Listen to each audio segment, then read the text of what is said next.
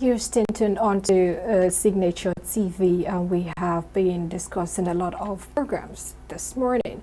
Another program we have lined up for you is a discussion with Comrade Imokwe Chukoma Imokwe, the Secretary General of the Association of Senior Civil Servants of Nigeria, talking about the welfare of workers in Nigeria. Comrade, good morning, sir. Good morning, and thank you for having me.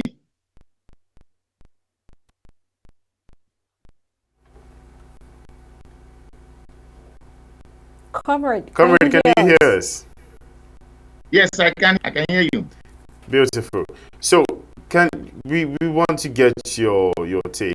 The things happening with Nigerian workers of late. I mean, there's NAD and there's NLC, of course. Please, can you give us an overview of perspective and take on the welfare of workers in Nigeria? Well, thank you very much. The issue of welfare of workers is the issue that talking about as labor leaders, even from the military regime, and when we had the democracy, we thought that having people who are with us and who should understand the plight of workers more, that things are gonna be better. But I can tell you that even since 1999, we are still, struggling with the attention of the government at all levels. Because when you talk of workers in this context, I would on public servants, both at the federal and at the local government level. I can tell you that workers' wealth, as far as this country is concerned, workers has not really benefited, have not really been given their welfare, and that when due, even though that these things are things that have been spelled out in the condition of service. Issue of promotion has been spelled, is to be promoted, who is due for promotion. Which has also been spelled out. But in most cases, workers, we could be termed as children or son of a very rich man. But we hungry son of a very rich man. And for every that belongs and is a right of a worker, is an entitlement, we have to fight for it. We have to push for it. We have to set a lot of committees, series of committees, long time before it could be implemented. Even if, and most time implemented holistically. So that is why, like you may see, ASU strike, an agreement that was reached years ago, almost over 20 years ago, and yet we are still talking about it. That is to tell you, in our labor palace, we say that we create wealth. And of course, you know that every wealth that has been generated in this country is created by labor, both at the oil sector, both in the banking sector, both service. All these things is where you find workers creating wealth. But after creating the wealth, when it's time to distribute it, workers are dead. So it has been a very problem in this country. That series of strikes, series of other industrial actions, series of demonstrations to get the attention of government to do the needful. You don't find this in a developed. And we have a lot of, do I call it, that it is their job periodically out a review of entitled workers' entitlement. But what do we have? Such institutions really don't do much. They wait until the thing has generated to crisis stage before you see government applying what we call a service approach, trying to amend here and there, and at the end of the day, you can see the new minimum wage has come out. By now, I've started enjoying it. That the process of doing the consequential adjustment is more than 2 months now. So these are the part of it. I can tell you that overall, government has not been fair as a major employer in ensuring the return of workers' welfare. So, comrade, when you lay down the challenges from the government side, any significant improvements from the government? We've not seen, when you talk of improvement, like I was just giving you an instance now, that for us to arrive at a minimum wage of 70,000 in the economic indices presently, you can see that even to agree to that, it was a very difficult thing for government to agree to that. Apart from federal government who was showing, ability can pay. Look at 36 state governors came together and we are saying and do 70,000. And you can imagine if you the number of workers in these 36 states. So to even it, we are going to put in more pressure for some state government to even implement the 70 after the federal government have taken off. So to talk about significant improvement, like I told you, we don't need to come out and pressurize, demonstrate. When the economy is changing, when you are seeing inflation, you are seeing petroleum compound price going up, when you are seeing when you are increasing tariff of electricity, when your other things are increasing, I think the Salary and Wages Commission, who is responsible, to be able to say, yeah, given these indices and given these increases, work can no longer, sustain them. So you don't wait for until we see these institutions, until we see them with the figures that come out from National Bureau of Statistics in terms of, because to develop and bring out salaries for workers. So your job should be to know that if I have provided for transport and with the new pump price, that costs have changed in the country. So you don't need to wait until until this institution starts doing these things. It's supposed to be. That's when we say there are significant changes. Until now, we have gone to say minimum wage. Now, after 2 years, there should be a review. Until after law will not be complied with, until again workers come again of organized labor will come and start agitating. Until we see government saying yes, this institution say yes, this thing is a law, and let's be getting ready to review salaries. When this thing starts taking place, then we can see significant improvement. But for now, I think workers are not seen as a major stakeholder in Project 9. I can see that workers are not looked at the way politicians are looked at, because when it is time to increase the remuneration of politicians, nobody makes noise about it. Revenue Mobilization and Fiscal Commission will just do one circular and it goes everywhere. And once they enjoy it at federal, adopt it immediately. So we have not seen that significant when somebody will not take an action until you try to coerce the person, demand, demonstrate before it comes. It's like a father who don't know that your school fees until they will demonstrate for you, until they will block you from going to work before you do fees. No, that means that father is not doing well. So what we are trying to say is that we have not seen significance. All right, comrade. Speaking of policies and regulations that has been the government, lately there was one of these policies that was signed. Medical doctors, experts should not leave the country but should remain in the country and still serve the country, which if you look from a point of view, it's a good idea. Have personnel, expert personnel stay in the country and work. But then how has this policy seen took for the minimum wage to be signed into bill, and then we see percent increments in the judiciary's salary? How do you think this has impacted the Nigerian workers? Well, say before that when it's not that people are going outside medical experts. It's not just because of salary.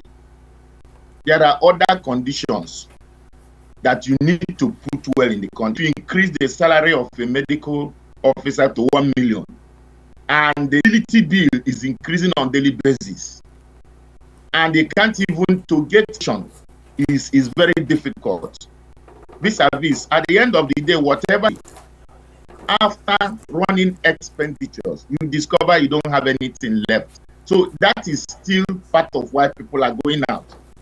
Insecurity is also part of people are going out because people cannot sleep with their eyes closed. So that you have a law that says people should not go out.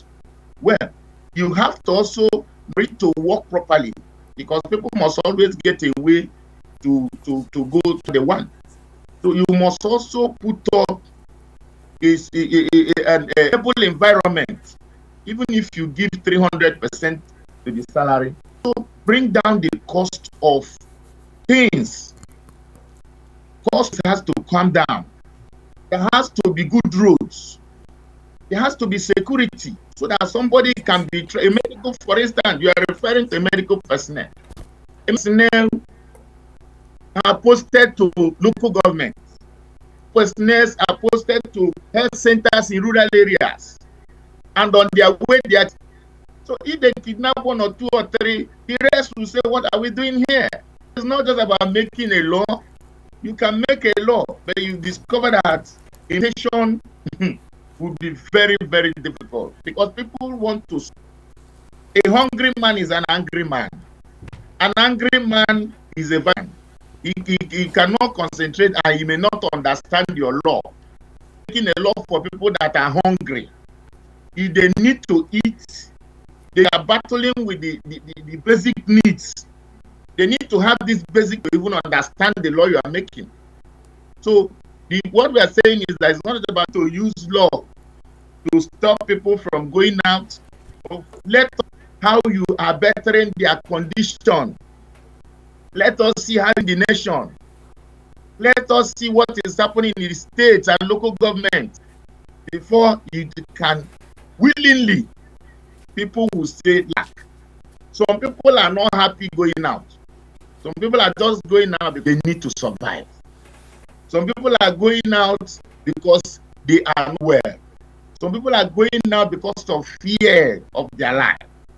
So ways are put in place, both at state level, both at local government level. Because like you said, like I said, medical personnel, you don't see them just at the federal, they are in all the remote health centers.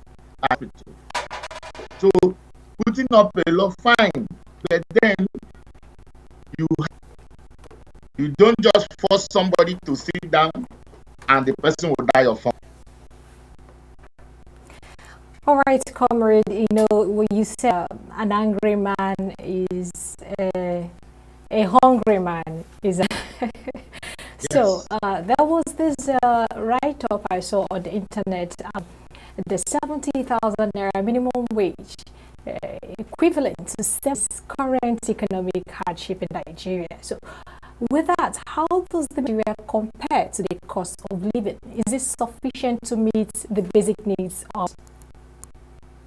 Well, yeah, you know, like I said, for living wage, that we discover when this president took over, he is going to pay minimum living wage. Living wage is far from wage. What we have been asking for is living wage. But when we made a proposal at organized labor level, taking out the indices of cost of this, cost of that, because to arrive at a place that an average worker has not less than 5 to 10 dependents.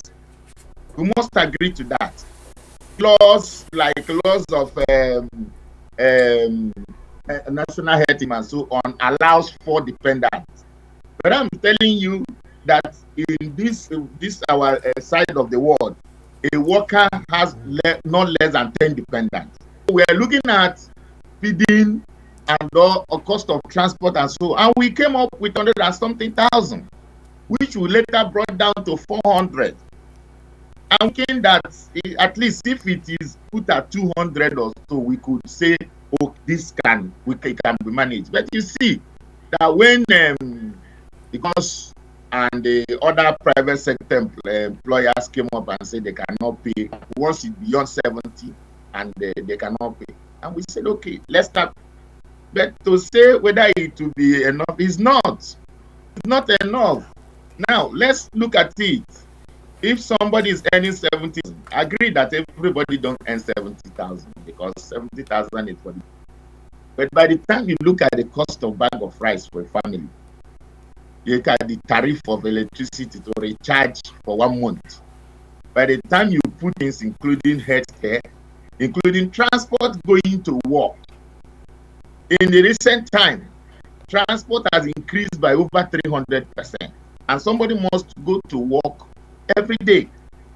Now, cost of fueling at some parts of the country by up to 900 naira per liter, and if you buy 10 liters, it's 9,000. That is sure to run for the whole day to and fro work. So by the time you add all this, you say not enough, but just that we said let us start from here and let us begin to put pressure on the government to bring down the costs in the market, to bring down price of things so that we can manage to survive. Because if the refineries start and they are working, then cost of petroleum pump price will come down. And this is something that once it affects it affects all the other places, because it is the same petrol that people will use to buy their jet, because we are not sure of no matter the band you are in, whether band A or band D or band C or whatever band you are not even sure of whoever else electricity supply. And some other workers who are in organized private sector, those workers, those who are barbing, those ones who are other electrical jobs, who are doing laundry, they need lights.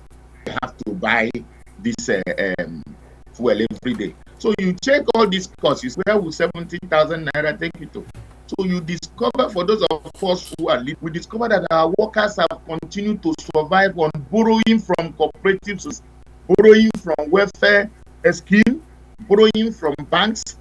Almost every, in fact, as they're exiting this loan, they are taking another loan for them to pay their rent and so on. So 70,000 naira is not there. It's not that we have to move from where we are at 30 to 70. But I can tell you, the movement still needs to go on. If government, in their own wisdom, will apply economic policies that will bring down the cost of things, then cost of living will come down. Definitely 20,000 can be managed to survive.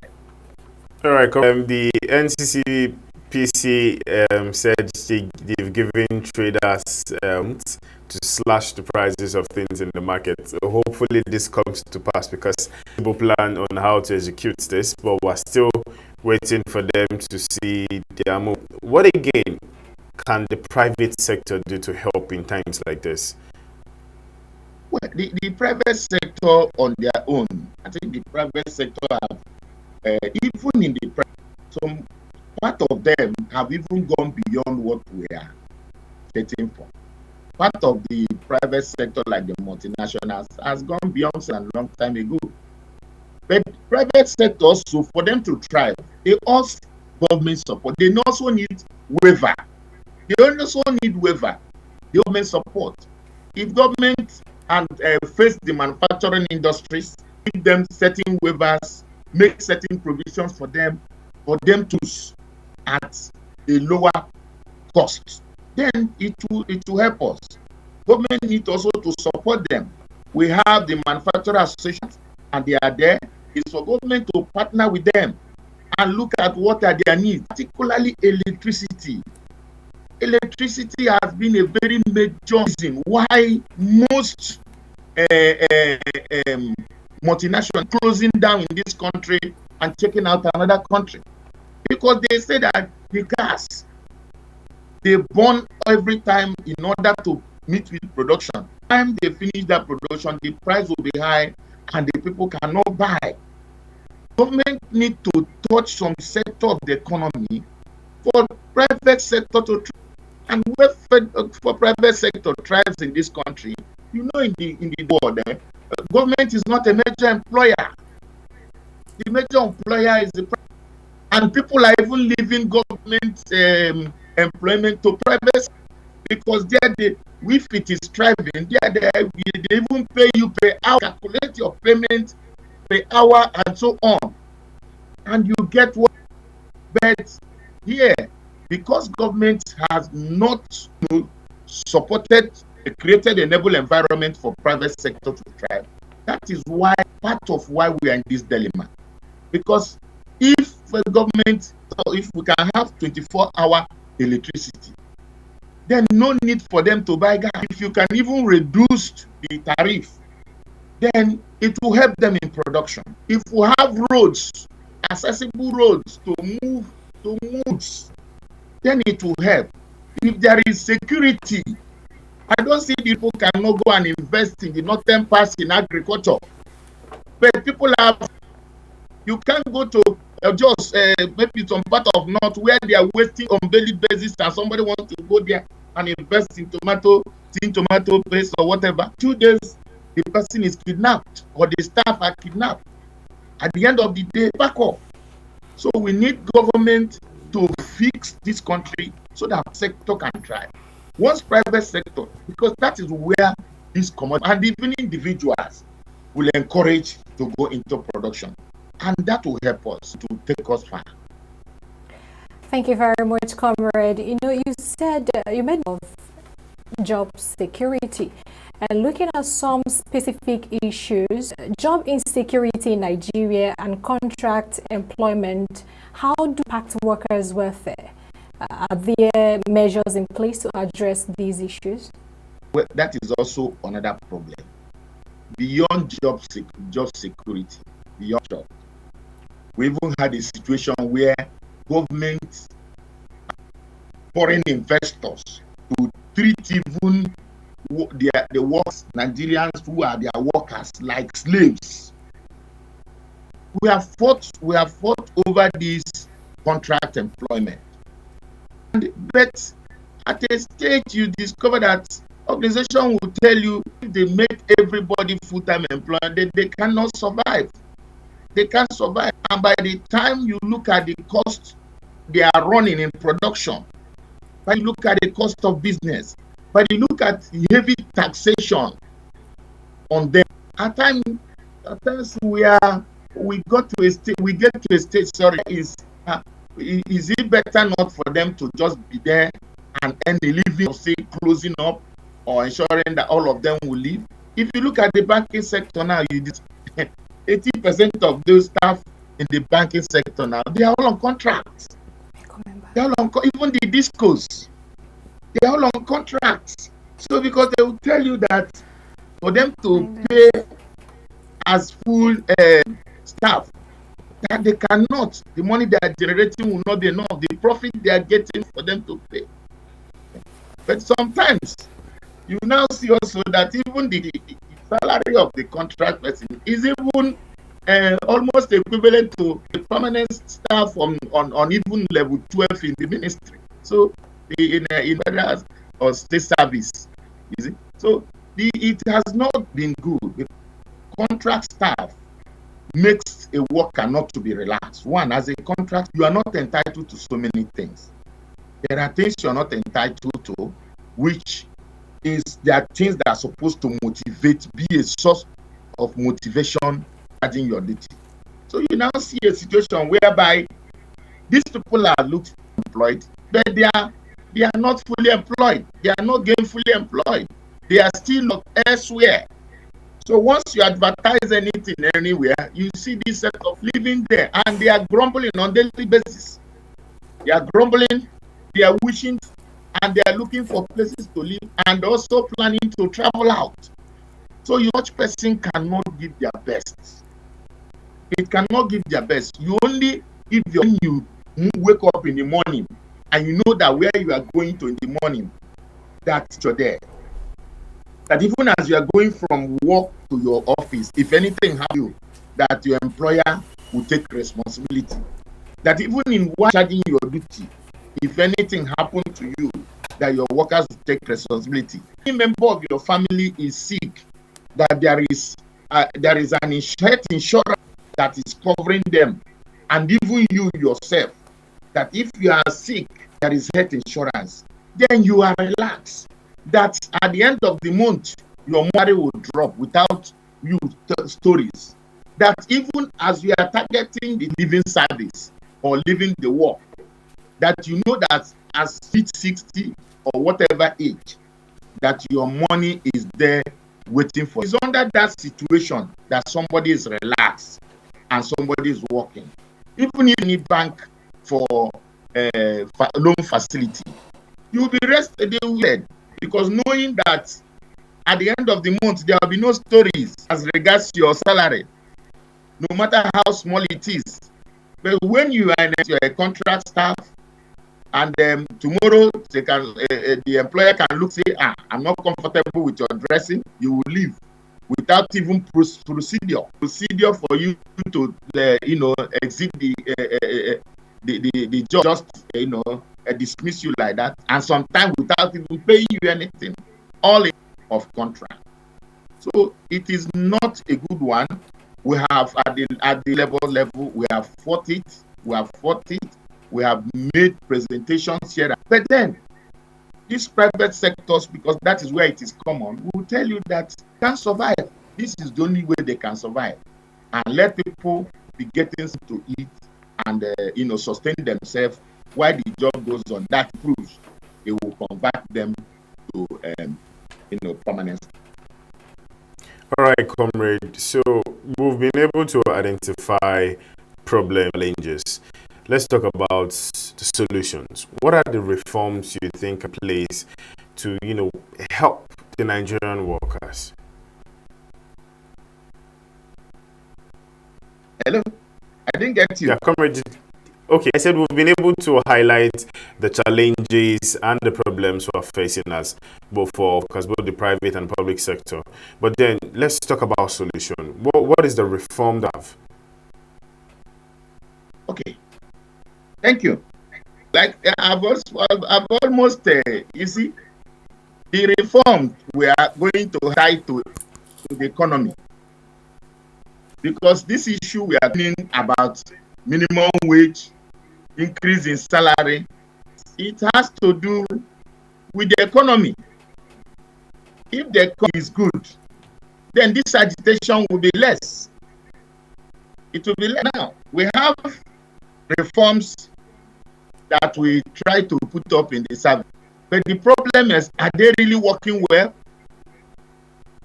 We came up with insurance scheme in order for workers to assess, and up to today, we are still on the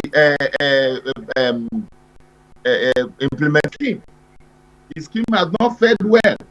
People complain that when they go to, they give them, they tell them there's no drug, or even if they tell you to give them, they can just give them one small, I don't want to mention them here, or paracetamol, where is a brand, and tell them go and buy the rest outside. Number one, we did a reform on contributory pension to ensure that people get their pension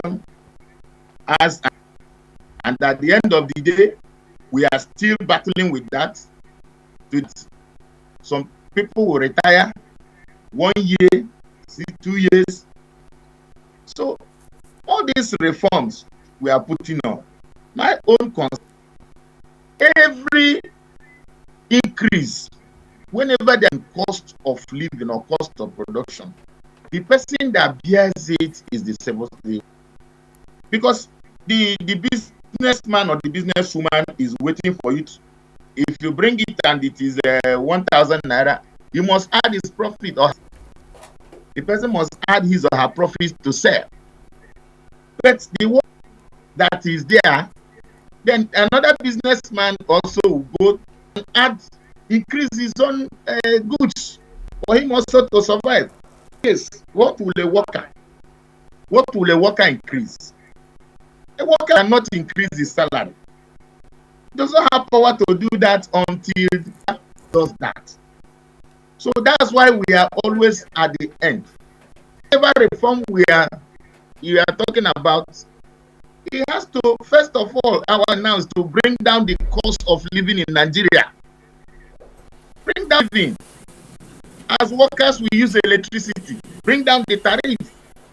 We use petroleum, fuel. Bring the cost down. As workers, the cost transport is a major thing, because we go to with cars and with some those who can't afford the car because of the mega salary. Transport. All this, we said we'll have CNG buses. Up till now, we only saw, because each time we agitate, government will come with the proposal that they are going to cushion the effect the economy. Now, what have you done? We were told that the refineries will work, and we agreed to that, of why we called off our action. And up to today, 1 year after, no this from the refinery. We are told we have CS, and we are supposed to be giving to states to cushion the transport hardship for workers in all these states, and both at the up till now, we just saw 30 of the buses arrive the other day. So we're talking about. So these things has to be done now, is bring down the cost of living. And the worker will be, every other reform you are putting in the system, okay, you are talking of Rasanyo report, you are talking of this other reform, those ones, people are home. When you bring down the cost of living and workers can live and work here, and most will stop this and planning to jackpot or whatever they call it, then the system will start. Somebody can go home and have electricity for at least or the 24 hours. Things will start working well. Then whatever reform about on how to make the nation or public service, whatever, okay, then everybody will be part of it. If not, when people are hungry, when you are bringing reform, they won't understand it. Like I said, an angry man and a hungry man is an angry man, and he's a violent, and he cannot concentrate. That's why you are seeing crime every day, because people will stay in their house and say, instead of dying, find how to survive. If you catch them, fine. And the thing is increasing. So until you put up reforms and policies to bring down costs of things, and then let money have value, then if you're that one you are thinking of now, not understand it. All right, comrade, you would agree with me that work really go to the office and other businesses, they hardly take care of and family, but looking at the nurse and reps, who serve about 5 months in a year, have several allowances and all some paid. So how do you reconcile this, and who actually deserve welfare?